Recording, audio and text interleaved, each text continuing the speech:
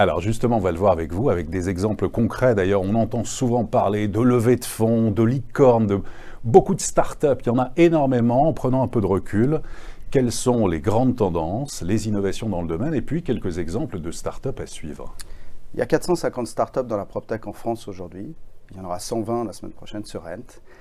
Donc effectivement, il y a une vraie émulation. Il y a une émulation, pourquoi ? Parce que l'immobilier, c'est beaucoup de besoins, c'est beaucoup de capsules à laquelle on doit apporter des réponses.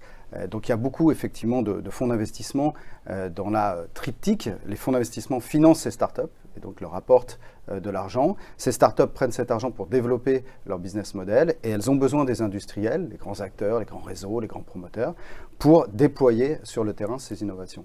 Donc si on prend quelques exemples, par exemple dans la location ou dans la vente, on va avoir des startups qui sont arrivées comme Solustone, qui par exemple est une innovation que j'appelle sociétale, puisque Solustone propose, lorsque vous avez un accident de la vie, de racheter votre logement immédiatement à 60% de sa valeur et quelque part de vous sécuriser pendant 2 ans pour refaire autre chose, en tout cas vous reconstruire et repartir de l'avant. On a aussi des innovations et des startups comme Beanstalk qui réinventent l'investissement locatif. On va avoir évidemment The Lock par exemple, qui est une plateforme complètement digitale qui adresse la location.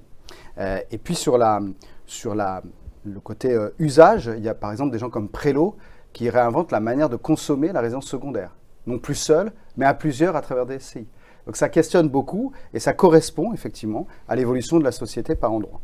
Sur les services, on peut citer SecureKeys, qui quelque part, sur la perte de clés, peut paraître anodin, mais ça reste la vie quotidienne qui permet de digitaliser les choses et donc de vous donner une solution si vous perdez vos clés.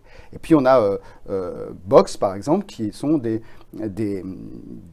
consignes partagées dans les immeubles, et qui permettent de mutualiser des consignes. Parce que là aussi, on vit et on consomme différemment. Donc, Amazon est arrivé et donc on se fait livrer chaque jour. Et donc, voilà, il y a une réponse typiquement par rapport à un nouveau besoin.